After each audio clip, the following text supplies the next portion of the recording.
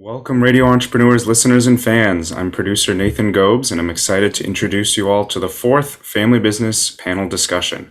In this family business and trusts related Winter 2021 edition of the panel discussion, we will be covering topics related to trusts that own and operate a family business and when is the right time for a family business to sell.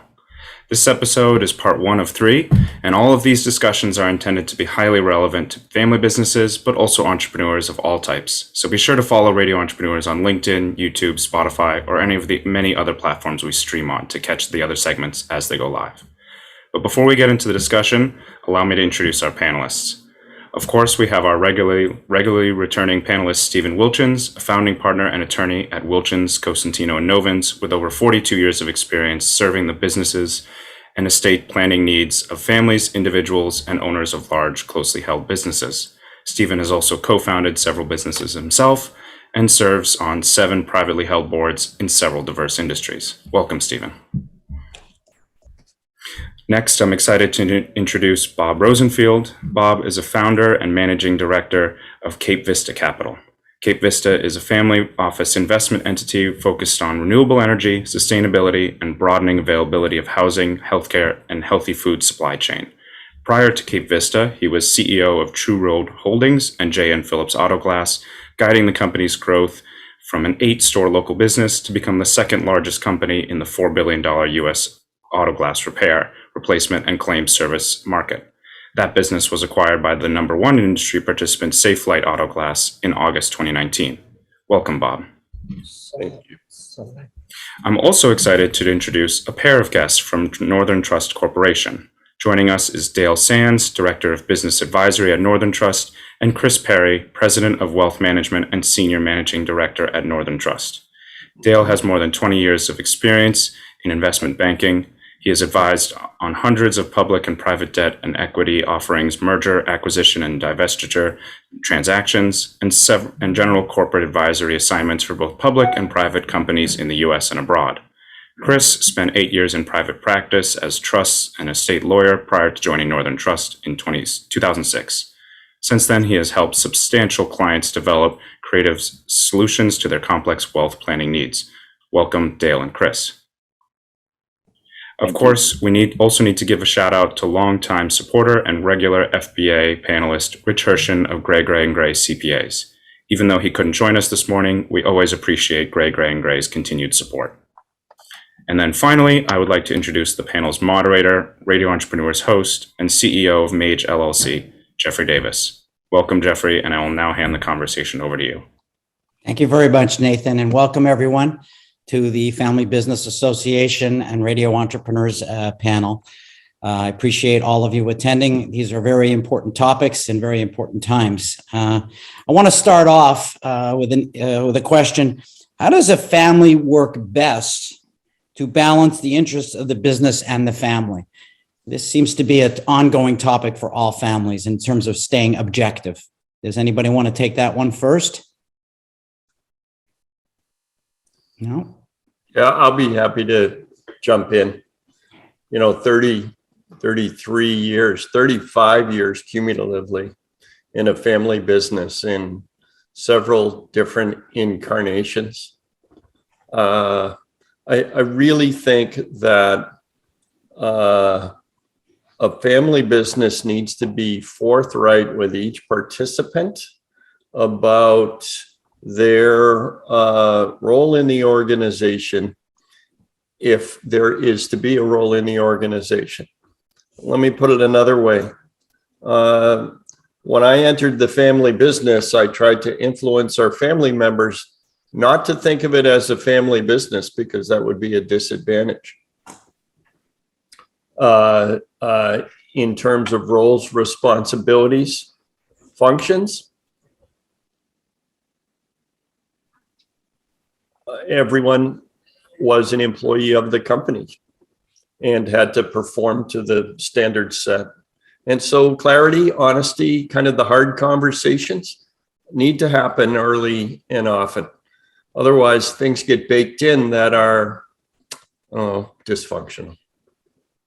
Let me just add a little bit to what Bob said before anybody else wants to respond.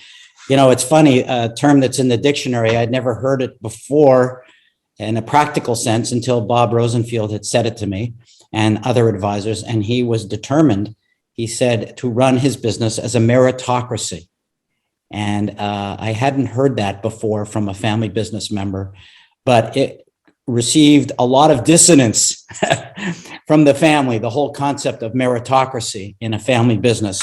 So I don't know if anybody else would like to address that topic. Does anybody else want to address it before I move on? I'll say something. Good. Steve? Okay, so I think it's in conflict. I think the family business and the family are in conflict. And I think that what Bob said resonates well. And I think that people have to understand that in order to make a successful family business, they have to be objective.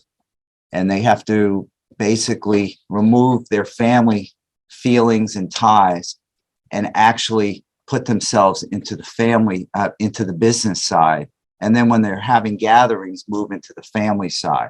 I think that's a very difficult challenge, but I think that's why, for the most part, most family businesses don't succeed to the extent they could, because there's a lot of bad feelings about jealousy, and he or she has taken this position and he's not qualified.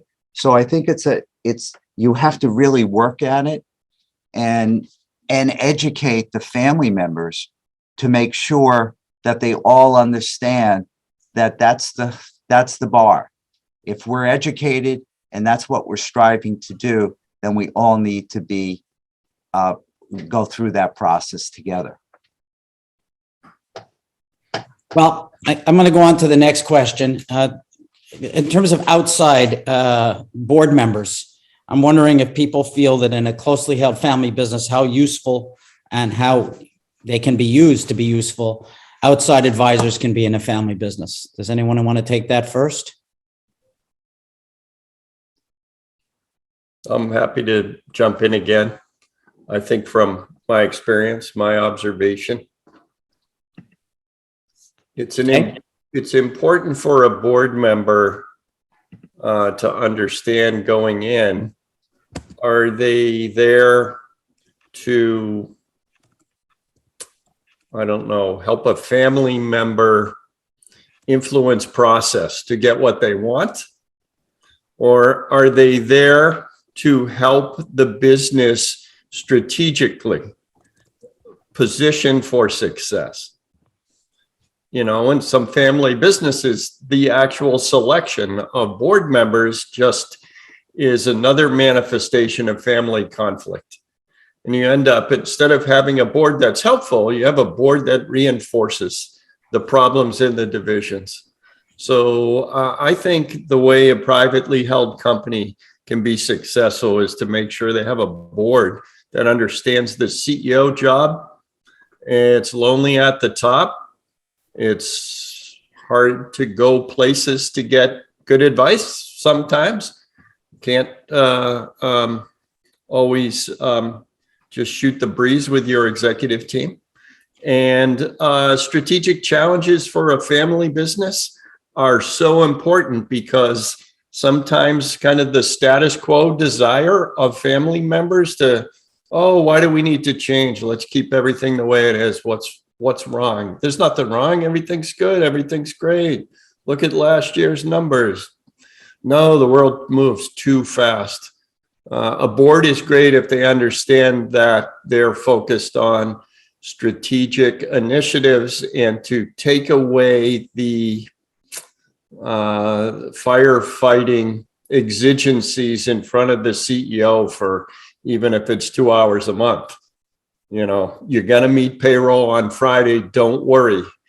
But, what do we do to grow our business, to keep our customers, and to have competitive advantage? So if you can engineer that, boards are great for closely held companies. Yeah, I'll jump in, and Jeff, thanks for the question. It's a good one. From the standpoint of the trustee, we find that if you're laser focused on shareholder value, you're going to think to yourself about how whether it's a board can be helpful to try and bring new perspective to the situation, and you're going to, that's a situation where a board can be very, can be a helpful, as Bob was suggesting, kind of, either reality check or somebody who's really looking to make sure that the business is doing the best that it can. What you don't want is somebody on the board who's just going to essentially kind of placate to the wishes of the family if the best interests of the business are not being served with that strategy.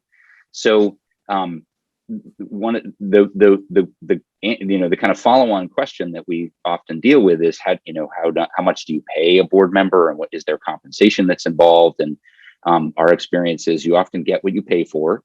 So a really good board member can be somebody who you may want to pay. So I'll leave it with that, but those are some thoughts.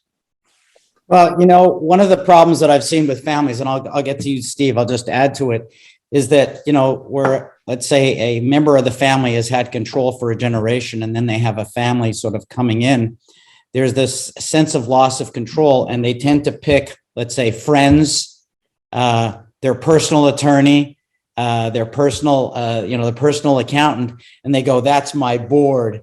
And, so at times I think that can add also to the conflict of not really having an independent. So Steve, I'm probably adding a little kerosene to your argument.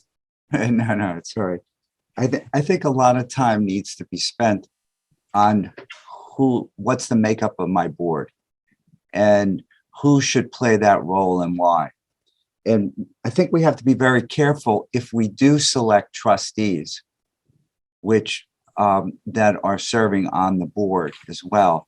We have to understand the conflicts and who they really represent, because your standard is different. I mean, the trustee standard, the fiduciary standard versus the business judgment standard is way different when dealing with boards. So I think there needs to be a clear path of understanding the makeup of the board.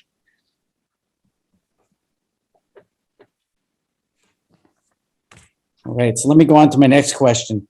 Now, let's add that the trustee element to all of this. How complex is it for a family to add a trustee to the family business?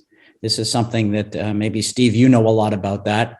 Bob, I don't know if you had a trustee, but Steve, can I go to you first on that one? Sure. I mean, the first thing, and Chris and Dale have a lot of experience on this as well, but certainly the standard of care is differently. And so when you serve as a trustee of a trust, does the trust own shares? Because there are really three broad different types of situations. One is called a directed trustee, where you're dealing in a different jurisdiction like Delaware, where the trustee, where the business is directed by a separate trustee. The second one is more like a co-trustee, which is working with the trustee and serves only on the business interests.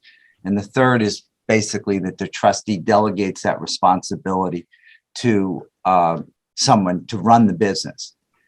But you have to be careful on each structure and what the purpose is of that trustee, and who do they represent, and who are the beneficiaries of the trusts. It's very important. And does the trustee own an interest in the company itself? So if you had a major shareholder that was a trustee running on the board, that's going to create a lot of conflict and issues that need to be wrestled with. Dale or Chris, did you want to jump in on this one? I think it's important to note that it doesn't have to be complex per se. Steve has raised excellent kind of role clarity questions regarding the standards that apply to a trustee. The real key is that the trustee has some understanding of what the business does and how to, how it's run. Our experience with our clients is if we understand the business well, if we're involved early, if we have an opportunity to really understand the business and work with the family. It's not necessarily complex. It's a challenging role. You're balancing many interests, but I don't think it needs to be complex. No. I want to move on to our last question of this segment. If a family business is held in a trust, can a family member who is more involved in the management of the business receive different compensation or equity as an active family member? I think this is a very interesting conversation, especially around the equity and compensation. There seems to always be some debate in every family business I've ever experienced around this. What's fair? Sure, I'll take the first stab at this. So, of course, the governing documents would rule here, but it is certainly appropriate for management team members or some family members that are in the business to receive outsized compensation for their roles within the business. Of course, it needs to be reviewed carefully by the trustees to make sure that it's fair and appropriate in that market environment, but certainly there can be outsized compensation for those participating management team members. Anybody else want to address that issue? I know for me, I've experienced it in many organizations. Bob, I know I think you had more than a trustee involved in your business, but compensation was always an issue, just like we've seen in a lot of family businesses. Yeah, I think everyone's raised really good points about trustees in family businesses. So I'd say a couple things. Well, one, the meritocracy comment probably speaks for itself relative to compensation. Some things a family member can try to do if there's a board is maybe short of having a compensation committee, have a regular compensation discussion and specific goals for the senior management team, like kind of a core function of a board and something around which in the board setting, you can't really have an objection other than a, familial based issue. But my experience with trustees in some ways was, it was always with a minority shareholder to qualify it. And in some ways it was very good because it was not a family member. Sometimes conversations with family members have baggage. You don't know where the other side's coming from. With a trustee, it's clear. So there's a fiduciary responsibility there. And so I tried to spend a little extra time walking in that trustee's shoes, so to speak, because sometimes I would have to ask for something that I know was going to ask them to make decisions around, capital preservation versus growth.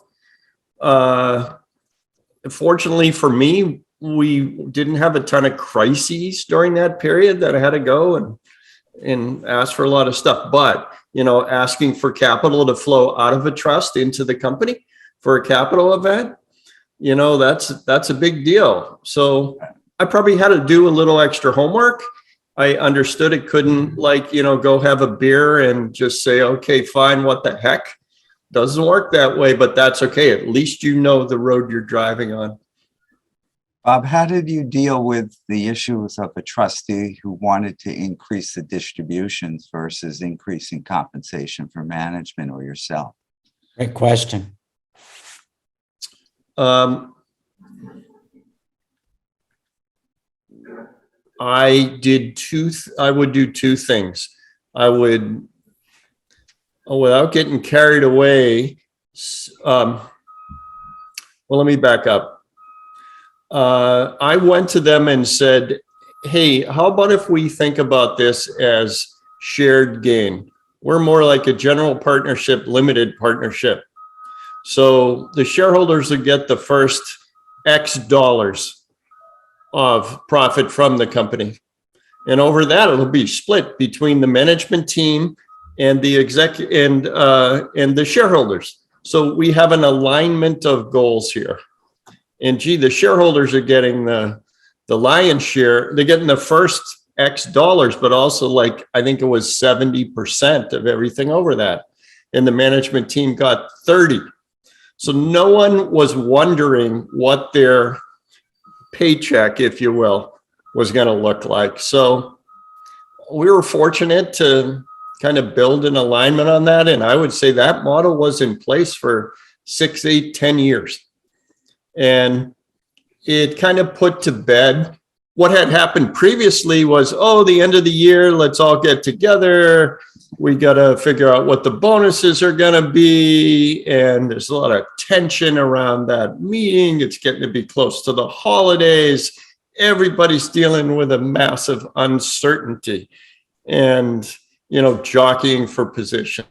That was terrible. So we designed a system where everybody knew what was coming their way. They could look at the monthly financials and kind of calculate their take. And it seemed to take the edge off. Very good. Predictability. Nathan? Yeah. Great. Thank you, gentlemen. That was a very interesting conversation with some highly useful topics related to trusts and boards in this first part. That wraps up part 1 of this December edition of the FBA Family Business Panel discussion. Thank you to all our listeners and viewers who have tuned in for this new segment on Radio Entrepreneurs. Links will be provided in the video's description below to parts 2 and 3 of the discussion to hear more on these topics. So be sure to check out those links and click subscribe just below the video if you're on YouTube, or follow if you're listening on one of our podcast platforms to stay up to date on all of our postings as they go live. If you're a fan of these videos, please be sure to like, comment, share, subscribe, press the bell button. All of those things help immensely. Radio Entrepreneurs is also highly active on LinkedIn, so be sure to go follow our page there as well for more business advice and discussions. Until next time, goodbye and thanks for listening. We'll be back with more stories on Radio Entrepreneurs.